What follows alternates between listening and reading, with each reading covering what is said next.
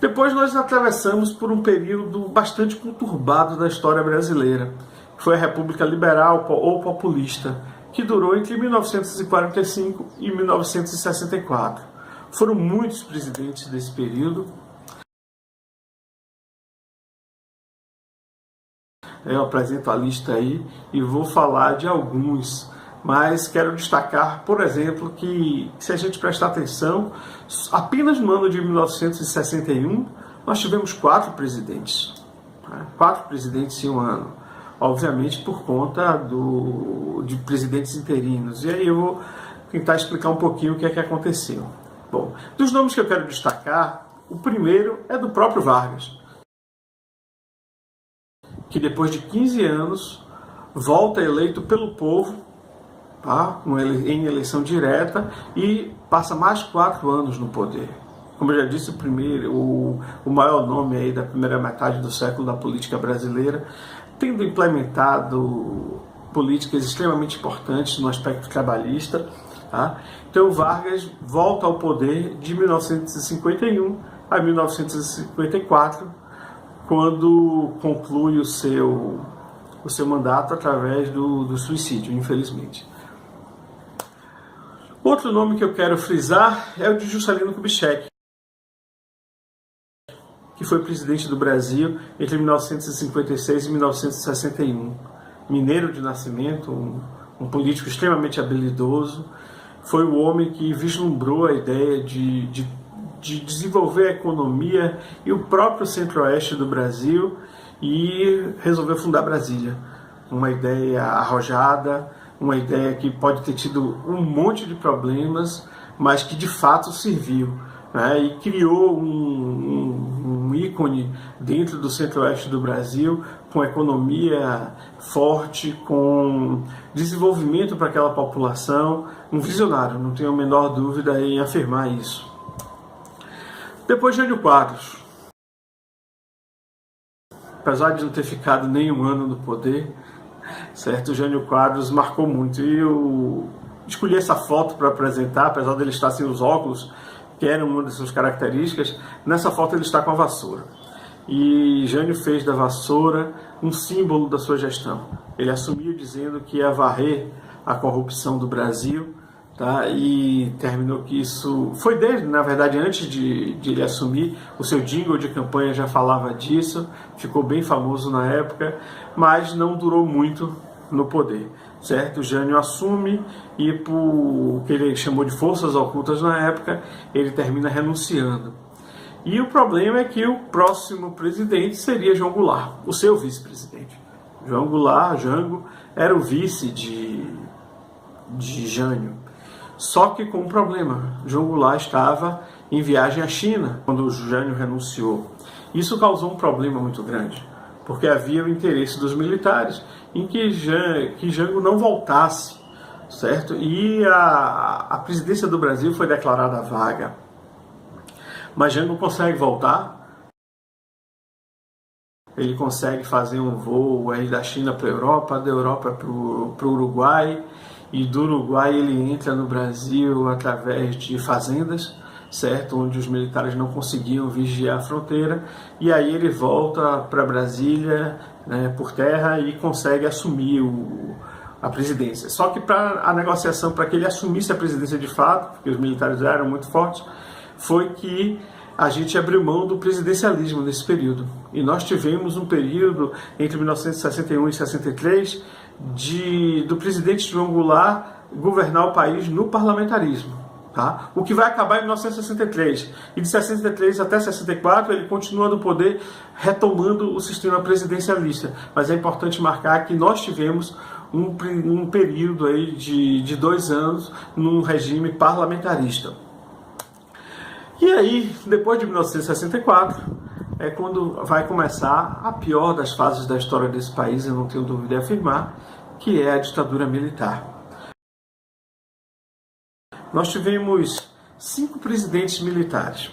Tá? A gente começa com o general Humberto de Alencar Castelo Branco, um cearense, que acredito de fato que tivesse o interesse de consertar o país e devolver para os civis.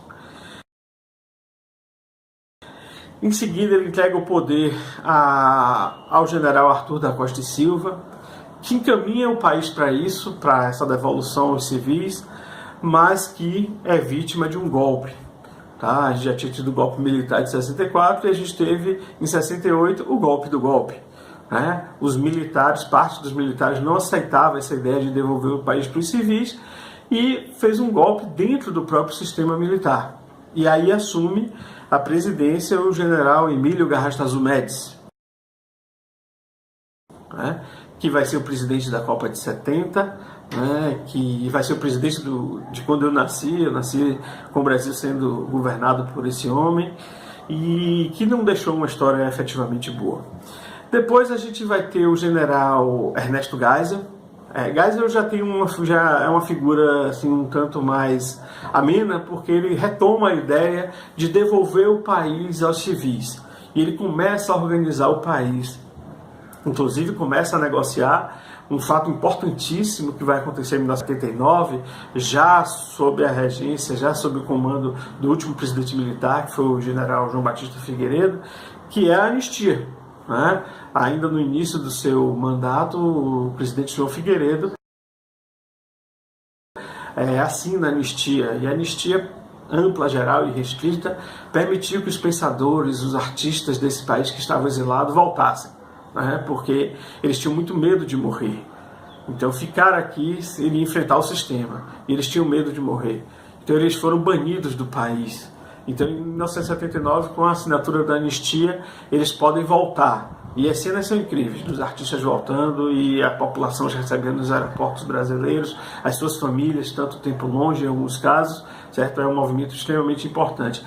E o general Figueiredo, amante dos cavalos, né, realmente entrega o poder de volta para os civis. Né? Para quem quiser saber um pouco mais sobre o período militar no Brasil, existem vários livros, vários filmes interessantes, mas eu recomendo esse aí, Batismo de Sangue, baseado no livro de mesmo nome do Frei Beto, que apesar das nossas diferenças políticas, uma pessoa porque o núcleo grande admiração, e foi o autor que eu mais li na minha vida, tá? Então recomendo aí Batismo de Sangue, e segue o trailer para quem estiver interessado.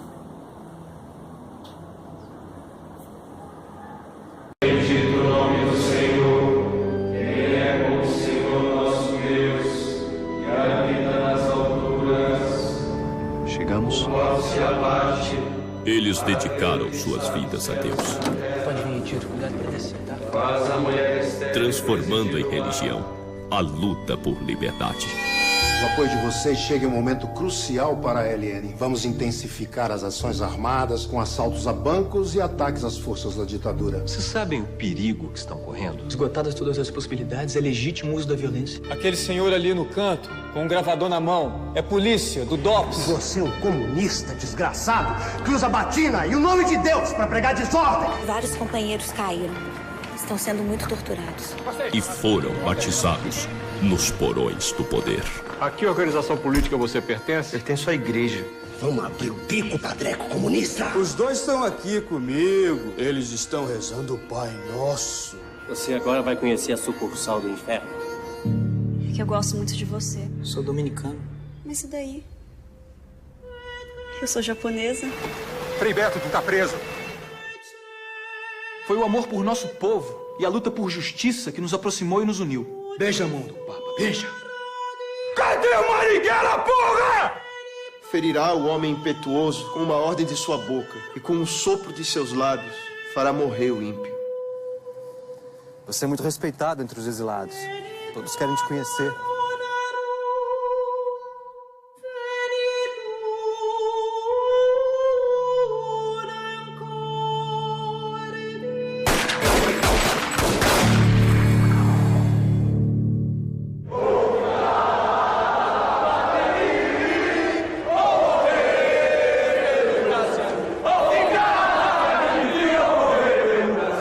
Já no final do período dos militares, na reta final ali do governo Figueiredo, surge o movimento das diretas já.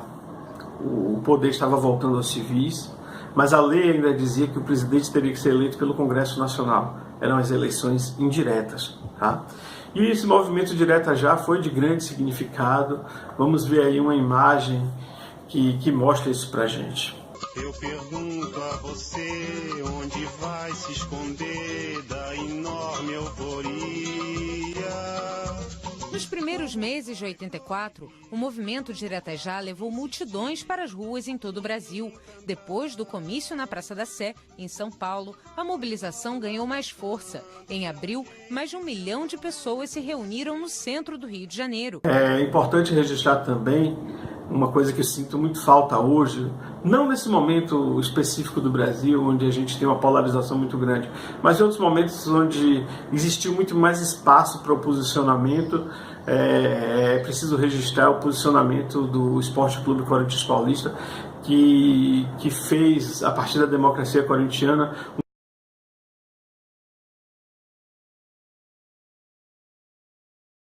um posicionamento de atletas de forma política muito mais intensa, muito mais correta, e como eu pessoalmente entendo que deve ser. Eu acho que esses homens que vivem de sua imagem, eles não podem se omitir tanto como se omitem no nosso país das questões políticas, tá? Bom, e aí chega a nova república.